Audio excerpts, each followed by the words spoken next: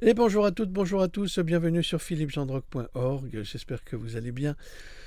Nous sommes en compagnie de notre louloute nationale, internationale et intergalactique. La pauvre, elle a été à l'hôpital ce matin pour son œil, là, elle s'est fait injecter et bon, c'est toujours une journée très difficile à vivre au quotidien. Et donc, Non, mais ça va aller. ouais. Bonjour tout le monde. Bonjour madame, comment ça va? Comment ça va chez Oh, bah, vous? ça va, hein. Ça va tes autres? Ça va, ça va. Ouais, ça va. Ça va le faire. Oui, je crois que ça va le faire. Voilà. Alors aujourd'hui, comme je le disais sur TikTok, euh, j'ai toujours pas accès à Twitter. Bon, je sais pas, j'ai été bloqué, censuré, j'en sais rien. J'ai envoyé un message pour demander, mais oh, je suis abonné quand même, qu'est-ce qui se passe? Bon, on verra, peut-être ça dure une semaine, 15 jours. Enfin, bon, on verra, je sais pas. Et je vous assure, je ne l'ai pas fait exprès, hein, et je ne fais pas semblant de dire ouais, je suis bloqué sur TikTok, comme a dit ce débile mental qui nous a écrit ce matin avec beaucoup de haine et de colère. On ne se dit pas pourquoi. Un monsieur qui demandait des comptes sur quoi, j'en sais rien. On ne connaît pas cet homme ou cette femme, j'en sais rien. Ni d'Ève ni d'Adam. Très désagréable, très mal élevé, très mal poli. Enfin, comme ça arrive parfois. Ça arrive parfois. Alors vous savez, quand vous avez des problèmes psy, c'est pas moi qu'il faut consulter, c'est un psy. Hein. Moi je suis pas psy. Hein. Donc allez consulter, essayez de vous apprécier davantage, de vous sentir mieux dans votre vie, et puis d'apporter de l'amour autour de vous, c'est mieux. C'est mieux que d'apporter que de la haine, des menaces, c'est pathétique ça, je veux dire que ça donne juste envie de vous foutre des baffes. Hein. Donc c'est lamentable, je trouve ça très triste pour vous, pour vous les râleurs, les invétérés râleurs, les jamais contents, les toujours critiques, les menteurs, les affabulateurs, les pervers narcissiques, enfin tous les débiles qui peuplent cette planète et qui vont d'ailleurs nous quitter heureusement parce que ça va faire partie de ce grand nettoyage, mais ça, c'est pas nous qui décidons, hein, vous savez. C'est là-haut que ça se passe. Alors aujourd'hui, j'ai traduit ce matin parce que vous savez, moi je passe pas toute ma vie sur Twitter, j'ai aussi beaucoup d'autres sources d'informations. Et j'en ai une concernant Steve Bannon. Alors je ne vais pas demander à Louloute qui est Steve Bannon. Non, tu ne demandes rien du tout. Alors là, dans ces jours-là, vaut mieux se taire, hein. Vaut mieux laisser tranquille la bête, se reposer, parce que tu sais jamais ce qui peut se passer, elle peut mordre. La Hein. bête. Oui, oui, la bête pourrait mordre. Hein. Et attention, si t'es pas vacciné contre la rage, tu vas mourir tout seul dans la forêt. Alors, Steve Bannon est un grand ami de Donald Trump, avec lequel il a mené les stratégies politiques de protection de Donald Trump, entre autres, pendant 4 ans. Et il a été écarté par le Deep State parce que ils ont voulu fragiliser Donald Trump par tous les moyens possibles. Et Steve Bannon, si vous voulez, il s'est un petit peu sacrifié. Hein. C'était à cause de cette fameuse prise à Washington du Capitole, où tout était truqué, tout avait été fomenté par la CIA, on a toutes les preuves aujourd'hui. Et sous des prétextes fallacieux, Steve Bannon, juste avant les élections, a été mis en prison pendant 4 mois. 4 longs mois, durant lesquels, lorsqu'il en est sorti, c'est-à-dire le jour de l'élection, il a déclaré dans une conférence de presse Vous croyez m'avoir affaibli, vous m'avez renforcé. Vous croyez m'avoir fait du mal, vous vous êtes fait du mal à vous-même. Donc il est extrêmement combatif, ce monsieur, qui a plus de 60 ans d'ailleurs. Et donc Steve Bannon lance un avertissement de 90 secondes à l'état profond lors de la soirée de victoire de Donald Trump. C'est un article qui a été publié le 11/11/2024 par Ethan Huff, publié sur Natural News, bien sûr.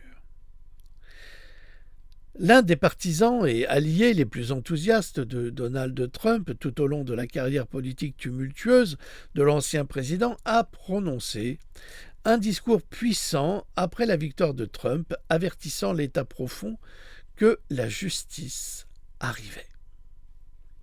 Fraîchement sorti de prison, de sa prison fédérale pour son implication dans les événements du 6 janvier 2021, Steve Bannon est monté sur scène pour offrir 90 secondes de douleur à l'État profond qui l'a persécuté ainsi que bien d'autres pendant les années Joe Biden. Il déclare « Vous avez volé l'élection de 2020, vous avez moqué et ridiculisé des gens, vous les avez mis en prison et vous avez brisé la vie de personnes de plusieurs personnes ou de gens parce que vous avez dit que cette chose avait été volée, c'est-à-dire que vous les avez accusés injustement pour les mettre en prison », a déclaré Bannon.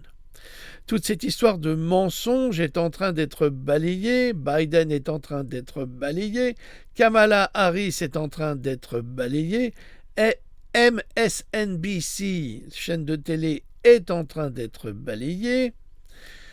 Le ministre de la Justice est en train d'être balayé à son tour, le FBI est en train d'être balayé.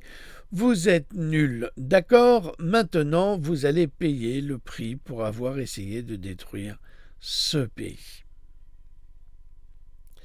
Et il apparaît justement dans cette conférence qu'il va donner et il déclare « Justice is coming », c'est-à-dire la justice arrive.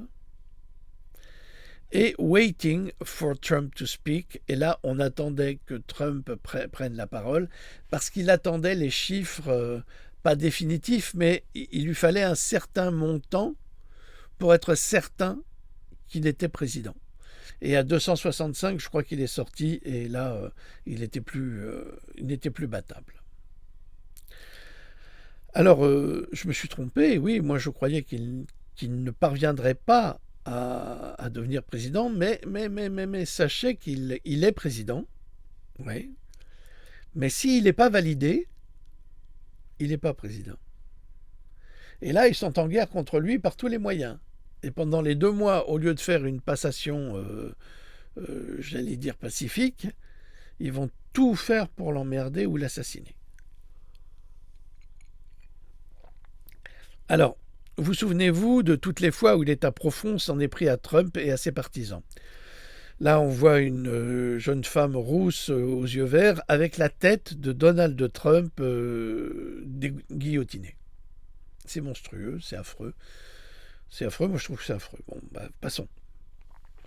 26 novembre, condamnation de Trump, et ça c'est encore un coup monté par le Deep State. Bannon a également évoqué les quelques 600 000 faux votes qui ont été fabriqués pour voler l'élection au président Trump en 2020. Imaginez, dit-il, où ce pays serait si nous n'avions pas traversé ces 4 dernières années de folie, a déclaré Bannon directement à l'État profond. Vous ne méritez aucun respect, vous ne méritez aucune empathie et vous ne méritez aucune pitié. Et si quelqu'un vous donne ce respect, c'est bien Donald J. Trump, parce qu'il a un grand cœur et c'est un homme bon. Un homme bon que vous allez quand même essayer de mettre en prison le 26 de ce mois. Bannon pense que Trump est trop gentil pour mettre quelqu'un en prison pour son élection ou d'autres crimes, donc Bannon et ses partisans prévoient de le faire eux-mêmes. Il est peut-être empathique, il a peut-être bon cœur, il est peut-être un homme bon, mais nous ne le sommes pas, dit Bannon. Comme le dit Natalie Winters, pas de châtiment, mais la justice. En d'autres termes, la tempête est arrivée. Et cela semble être le message de Bannon à l'État profond et à l'Amérique. Tout ce que Trump n'a pas fait ou n'a pas pu faire pendant son dernier mandat est désormais prévu pour son second, semble-t-il.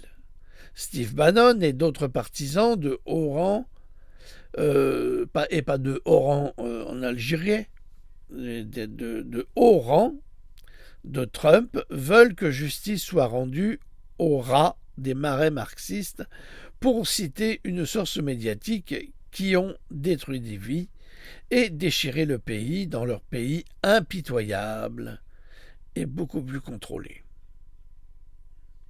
Ça me rappelle une chanson. Ton univers impitoyable. Pardon. Albator, pardon. Bannon est ravi que Trump soit investi une seconde fois en janvier prochain. Il a déclaré, juste avant l'élection, dans l'interview suivante de War Room, « Les théories du complot du J6, les négationnistes de l'insurrection et l'ancienne blogueuse culinaire Julie Kelly ont répondu à un message post-électoral de Liz Cheney en l'avertissant, ainsi que le reste de l'État profond, que nous ferons respecter l'État de droit et la Constitution. Vous et votre comité ferez l'objet d'une requête pour fabrication de preuves, subornation de témoins, subornation de parjure et complot visant à frauder les États-Unis, entre autres, bien sûr, s'ajoute Cheney. Préparez-vous, s'il vous plaît, parce qu'on va y aller. On va y aller. Dans les commentaires, quelqu'un a écrit que Trump ferait mieux de commencer à faire le ménage, notamment en graciant tous les prisonniers politiques dès son premier jour au pouvoir. Les dernières nouvelles concernant Trump peuvent être trouvées évidemment sur Trump News, et les sources c'est revolver.news et Natural News, bien sûr. Bon, eh bien écoutez, là vous êtes comblés, vous avez des informations actuelles, on va arrêter là, hein Lulu? Oui, c'est bien. C'est bien. Merci pour tout, merci à toutes, merci à tous, et puis à très bientôt. Merci beaucoup, à très vite. Au revoir. Au revoir.